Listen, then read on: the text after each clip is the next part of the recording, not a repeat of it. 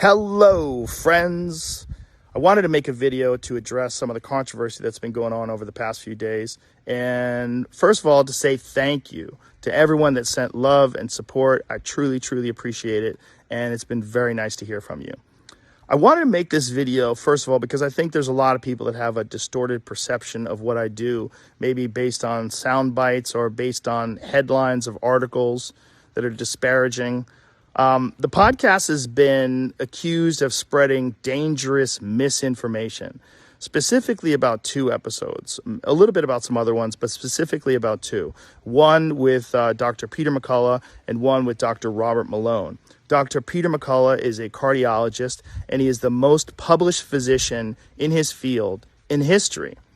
Dr. Robert Malone owns 9 patents on the creation of mRNA vaccine technology and is at least partially responsible for the creation of the technology that led to mRNA vaccines. Both these people are very highly credentialed, very intelligent, very accomplished people, and they have an opinion that's different from the mainstream narrative. I wanted to hear what their opinion is. I had them on, and because of that, those episodes in particular, those episodes were labeled as being dangerous. They had dangerous misinformation in them. The problem I have with the term misinformation, especially today, is that many of the things that we thought of as misinformation just a short while ago are now accepted as fact. Like, for instance, 8 months ago, if you said, if you get vaccinated, you can still catch COVID and you can still spread COVID, you would be removed from social media. They would ban you from certain platforms. Now, that's accepted as fact. If you said, I don't think cloth masks work, you would be banned from social media. Now, that's openly and repeatedly stated on CNN. If you said, I think it's possible that COVID-19 came from a lab, you'd be banned from many social media platforms. Now, that's on the cover of Newsweek. All of those theories that at one point in time were banned were openly discussed by those two men that I had on my podcast that have been accused of dangerous misinformation. I do not know if they're right. I don't know, because I'm not a doctor, I'm not a scientist. I'm just a person who sits down and talks to people and has conversations with them. Do I get things wrong? Absolutely, I get things wrong, but I try to correct them. Whenever I get something wrong, I try to correct it because I'm interested in telling the truth. I'm interested in finding out what the truth is. And I'm interested in having interesting conversations with people that have differing opinions. I'm not interested in only talking to people that have one perspective. That's one of the reasons why I had Sanjay Gupta on, Dr. Sanjay Gupta, who I respect very much, and I really enjoyed our conversation together. He has a different opinion than those men do. I had Dr. Michael Osterholm on at the very beginning of the pandemic. He is on President Biden's COVID-19 advisory board. I had Dr. Peter Hotez on, who is a vaccine expert. I'm interested in finding out what is correct, and I'm also finding out how people come to these conclusions and what the facts are. Now, because of this controversy, and I'm sure there's a lot of other things going on behind the scenes with these controversies, but Neil Young has removed his music from the platform of Spotify, and Joni Mitchell, and apparently some other people want to as well. I'm very sorry that they feel that way. I most certainly don't want that. I'm a Neil Young fan. I've always been a Neil Young fan. I'll tell you a story at the end of this about that. One of the things that Spotify wants to do that I agree with is that at the beginning of these controversial podcasts, like specifically ones about COVID, is to put a disclaimer and say that you should speak with your physician and that these people and the opinions that they express are contrary to the opinions of the consensus of experts, which I think is very important. Sure, have that on there. I'm very happy with that. Also, I think if there's anything that I've done that I could do better is have more experts with differing opinions right after I have the controversial ones. I would most certainly be open to doing that. And I would like to talk to some people that have differing opinions on those podcasts in the future. We'll see. I do all the scheduling myself, and I don't always get it right. These podcasts are very strange because they're just conversations.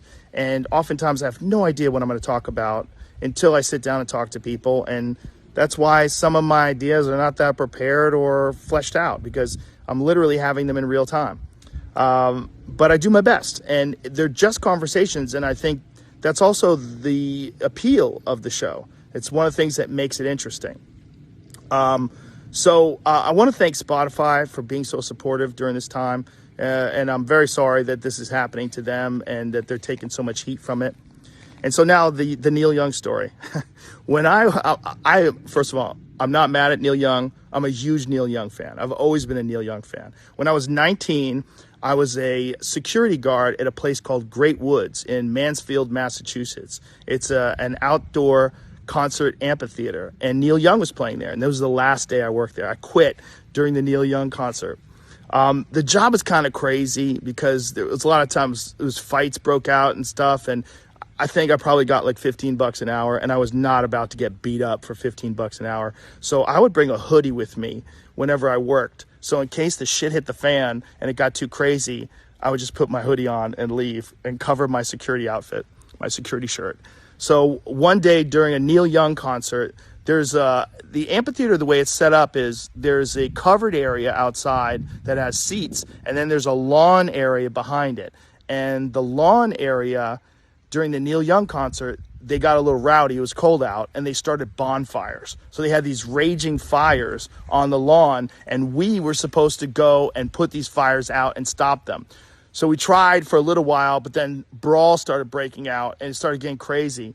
And I was like, fuck this. So I put my hoodie on, I zipped it up, and I left. And I drove home, and as I was driving home, I was singing, "Keep on rocking in the free world." That was my last day on the job. I don't even think I collected my last check. So no hard feelings towards Neil Young, and definitely no hard feelings towards Joni Mitchell. I love her too. I love her music. Chucky's in Love is a great song.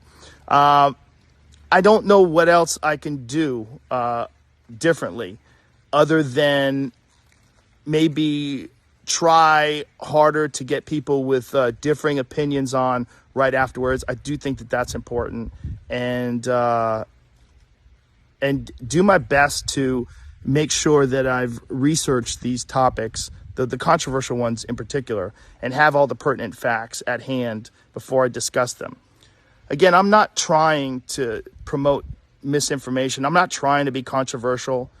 I've never tried to do anything with this podcast other than just talk to people and have interesting conversations. I didn't plan it. I can't believe it's as successful as it is. It was never really an idea that I had. The podcast started off as just fucking around with my friends and having fun and talking. And then when it became popular, other people wanted to come on, and I was like, oh, it'd be cool to talk to that person. Oh, he's interesting. Oh, she's got a cool book out. And then, boom, it's become what it is today, which is like some out-of-control juggernaut that I barely have control of. So my pledge to you is that I will do my best to try to balance out these more controversial viewpoints with other people's perspectives so we can maybe find a better point of view. I don't want to just show the contrary opinion to what the narrative is. I want to show all kinds of opinions so that we can all figure out what's going on, and not just about COVID, about everything, about health, about fitness, wellness, the state of the world itself.